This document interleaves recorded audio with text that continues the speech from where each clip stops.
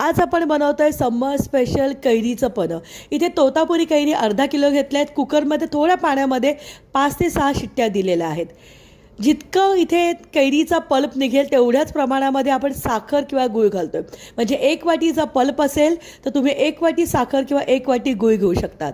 तोतापुरी आंबा किंवा कैरी जी आहे जास्त आंबट नसते, त्यामुळे समप्रमाणामध्ये मी घेतलेला आहे साखर किंवा गूळ।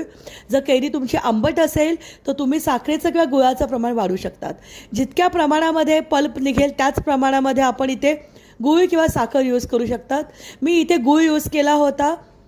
कैरीचा निघालेला पल्प आणि गूळ आपल्याला व्यवस्थित मिक्स करायचं आहे आणि तासभर झाकून ठेवायचं आहे। हे जे तयार झालेलं कॉन्सन्ट्रेट आहे हे फ्रीजमध्ये तुम्ही 15 दिवस ठेवू शकतात।